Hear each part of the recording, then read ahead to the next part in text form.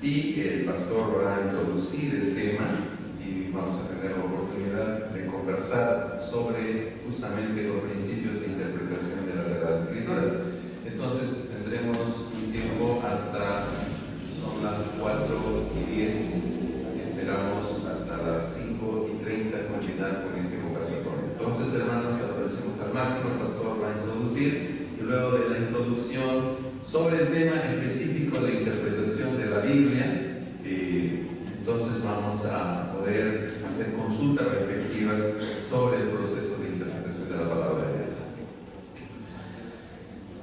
Queridos hermanos, es un privilegio muy especial para Susana, mi esposa, y para mí estar en Perú. He tenido la bendición y la oportunidad de ministrar en todos los países alrededor del Perú, pero nunca estuve en Perú. De manera que es para mí una gran satisfacción conocer hermanos en este lugar de Hispanoamérica, y quiero saludaros también en nombre de la Iglesia Unida de Vigo, que están orando por este programa, y os envían saludos cariñosos de parte de vuestros hermanos en España. Realmente creo que el pastor se ha pasado. Decimos en España, yo a veces cuando estoy en Hispanoamérica tengo que preguntar si se entienden algunas expresiones españolas, pero ha dicho demasiadas cosas de la persona. Lo importante no es el siervo, es el Señor que nos ha siervo. Y lo importante no es tener cosas y títulos y no sé qué, no sé cuánto. Lo importante es el siervo, que es el máximo nivel posible en la Iglesia de Cristo. La Iglesia de Cristo, en mi convicción personal, está sobrada de grandes y necesita siervos. Os habla un siervo en la sencillez de mi vida y quisiera ser todavía más siervo de Cristo. Por tanto, compartimos como hermanos y con siervos lo que quiero deciros acerca de la palabra de Dios. No sé si estáis de acuerdo conmigo si hago una afirmación desde el principio que la Biblia está desapareciendo del púlpito de la iglesia. Y que hay muchos pastores que utilizan el tiempo para entretener a la iglesia, para hablar de asuntos generales y sociales, para hablar de técnicas, yo no sé de qué. Pero los cristianos tenemos la necesidad de acudir a la Biblia. ¿Y por qué? Simplemente porque Cristo lo hizo. De manera que cuando abro el Evangelio según Juan, si tenéis vuestra Biblia, si queréis acompañarme, capítulo 17 del Evangelio según Juan, leo selecciono ahí unas frases de la oración de Jesucristo. Y Jesucristo, como sabéis muy bien, en ese capítulo 17 es un siervo que rinde cuentas al que le envía. Y lo tienes ahí en el versículo 4 cuando dice: yo te he glorificado en la tierra, he acabado la obra que me diste. Por tanto, aquí está el siervo. Me has enviado un servicio, me has dado un tiempo, un ministerio, lo he terminado. Y Cristo ora al Padre por la iglesia. Este es el gran capítulo de la iglesia en el pensamiento de Jesús. Porque Él dice: oro por los que me diste, ¿verdad? Y por los que han de creer en el Evangelio después de Dios. Por tanto, está orando por nosotros, está orando por la iglesia. Y lo que Cristo hace en este capítulo es pedir a su Padre 10 cosas que Él quiere que sea la iglesia. Y la primera cosa que le pide es: Padre, yo no quiero un pueblo religioso, quiero un pueblo que nazca de nuevo. Y la vida eterna es que te conozcan a ti, el único Dios verdadero, y a Jesucristo, a quien tú has enviado. La segunda cosa que le pide en extensión es la palabra. No quiero un pueblo sujeto a reglas, a conducta, a sistema, a forma. Quiero un pueblo sujeto a tu palabra. Y mirad ahora lo que Cristo dice de la palabra, versículo 6. He manifestado tu nombre a los hombres que del mundo me diste, tuyos eran, y me los diste, y has guardado tu palabra. Versículo 8. Porque las palabras que me diste les he dado. Versículo 14. Yo les he dado tu palabra. Versículo 16. No son del mundo como tampoco yo soy del mundo. Santifícalos en tu verdad. Tu palabra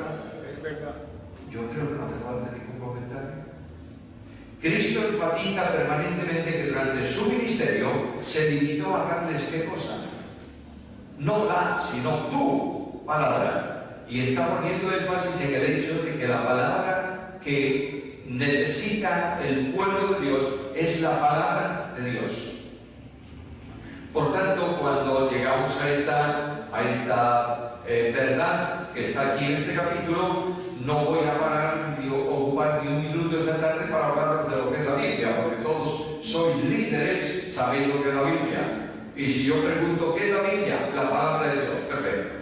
Pero la palabra inspirada por Dios, claro que sí, toda ella, no hay duda. No hay ninguna cosa en la Biblia que no sea inspirada por Dios.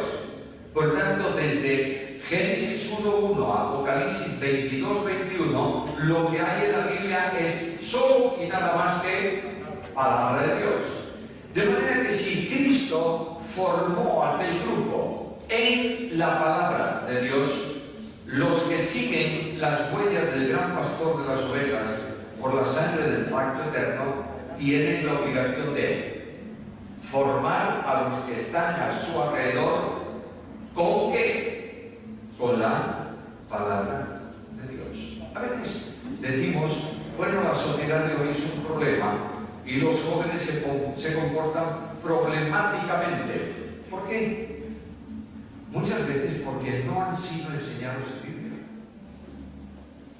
Porque la Biblia dice, ¿con qué limpiará el joven su camino? Con guardar tu palabra.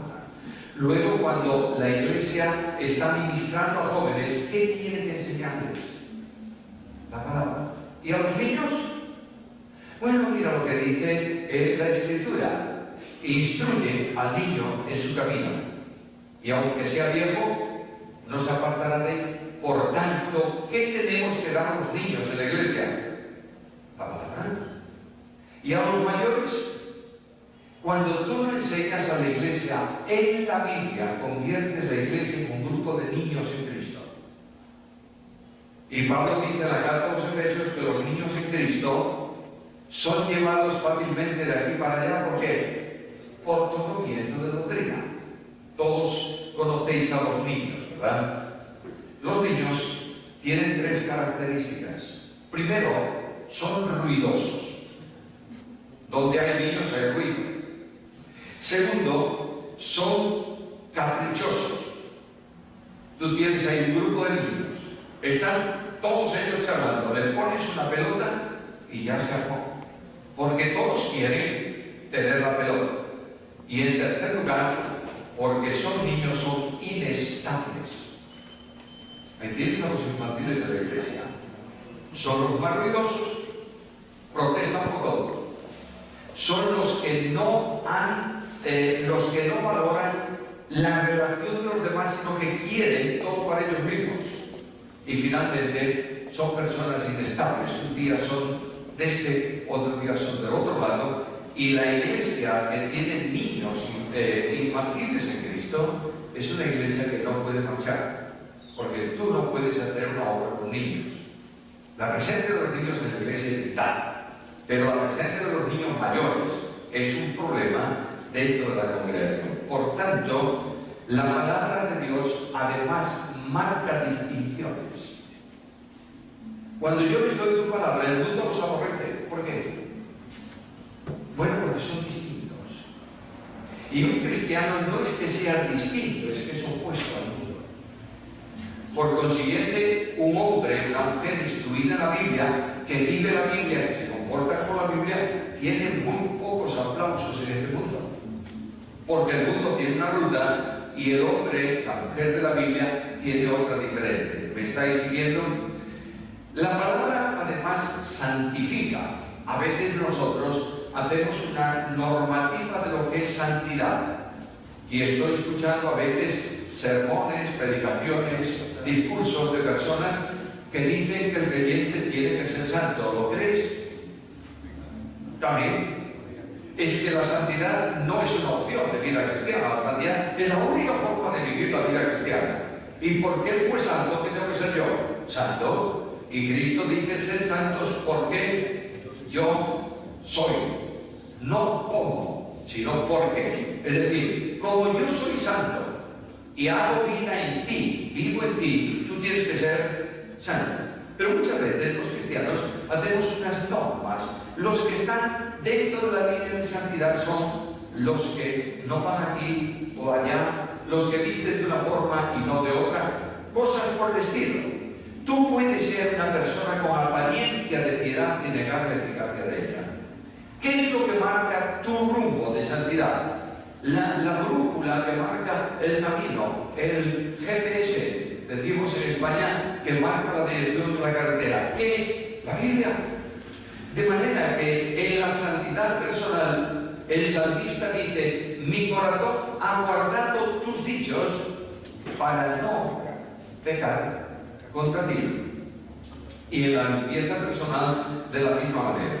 Ahora yo quisiera recordaros algo importantísimo en la Biblia. La Biblia es un escrito vital. Vital no porque sea importante, que lo es, obviamente. Es vital porque tiene vida. De manera que en Hebreos 4:12 yo leo aquellas palabras que toda la Escritura es la Escritura de Dios, que ha sido soplada por Dios, dice Pablo en 2 Timoteo capítulo 3, versículo 16, en la carta a los Hebreos 4:12, dice que la Escritura es viva y eficaz. Ahora, esa palabra eficaz, en el texto griego, que traducimos al castellano con ese adjetivo eficaz, necesitaría dos adjetivos, por lo menos, para dar la idea de lo que hay ahí.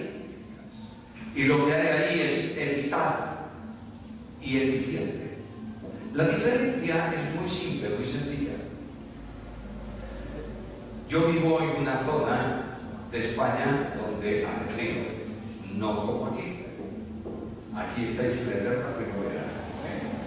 Pero en España, cuando viene ahora, el año pasado fue un año raro, pero cuando pasamos ya en el mes de noviembre, finales de noviembre, hace frío, mucho frío. Bueno, yo salgo un día de casa con poco abrigo y voy a la calle y me agarro un resfrío. Me encuentro con un amigo que me ve todo acatarrado y le dije: ¿qué te pasa? Un resfrío. Bueno, hay algo muy fácil para quitar el resfrío. Una aspirina, ya me sentía, una aspirina y una buena taza de leche caliente con azúcar. Te la tomas a brochita.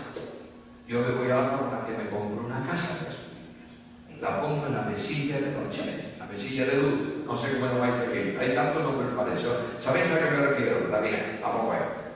Al otro día me encuentro con mi amigo en la calle: ¿cómo estás? Peor. Pero no es la aspirina y la leche con azúcar, dicen, muy eficaz para el catarro. Sí, pero solo es eficiente cuando la tomas. ¿La tomaste? No, entonces es eficaz pero no es eficiente.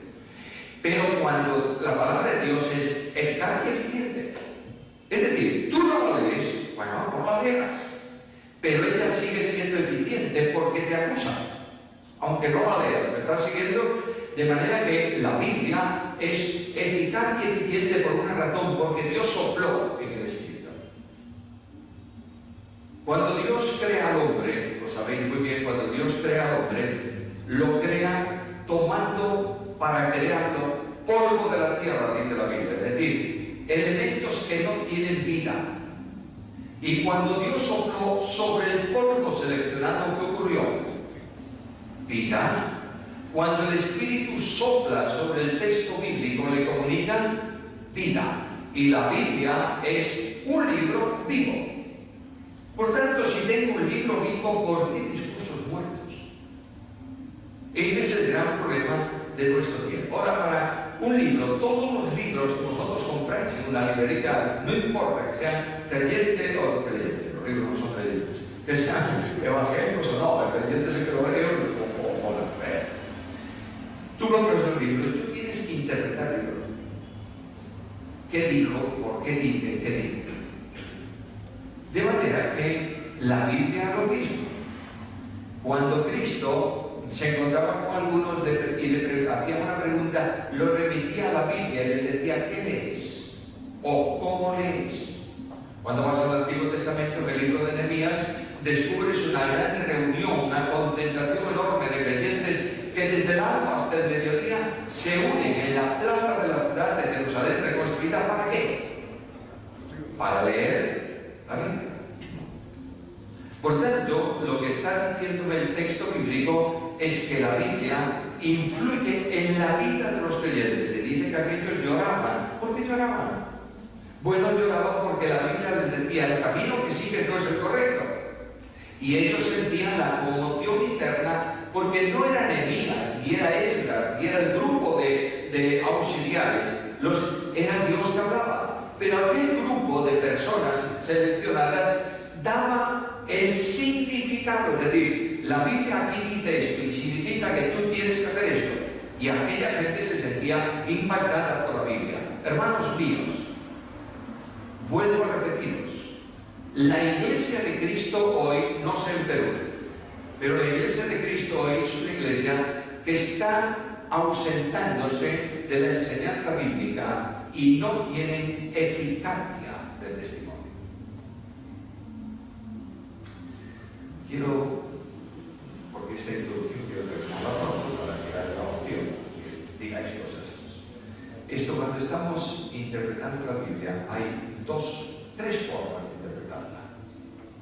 La primera es la interpretación literal. ¿Qué significa? Bueno, ¿qué dice aquí la Biblia?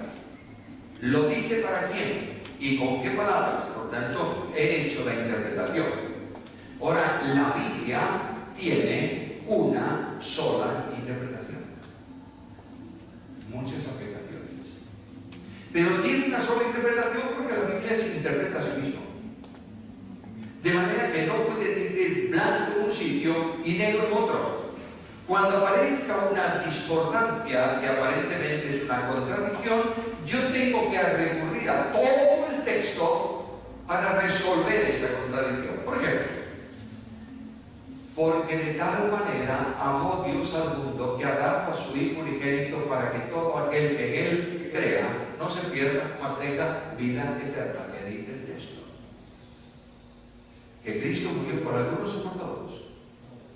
Bueno, ¿y qué más dice? Que todo aquel que crea recibe vida eterna o no. Entonces no te atrevas a decir tú lo contrario, porque eso es lo que dice la Biblia. Bueno, y vendrán algunos que te dirán, es que en Efesios dice no. Lo que ocurre es que en Efesios y en otros lugares hay una línea diferente, distinta, que hay que estudiar y aplicar. Pero la Biblia no se contradice. Nadie perderá su salvación. ¿Por qué? Porque primero lo dice Jesús. Jesús en Juan capítulo 10 dice, mis ovejas están en mi mano, les doy vida eterna. ¿Qué más? No. Perecerán. Ahora me voy a Apocalipsis y leo un versículo que dice, no borraré su nombre del libro de la vida. Pues sí, luego, si dice no, es que puede sí, no, es que no dice eso. Está afirmando contundentemente no. Por tanto, la Biblia no tiene contradicciones. ¿Me estáis siguiendo? La Biblia se interpreta a sí mismo. Hay que interpretar una interpretación literal. La Biblia dice lo que dice. Muchas veces la Biblia le hacemos decir lo que nosotros queremos que diga, pero no es así. Hay que preguntar con mucha reverencia cada vez que vayas a la Biblia. Tienes que preguntarte con mucha reverencia, ¿qué dice el Señor?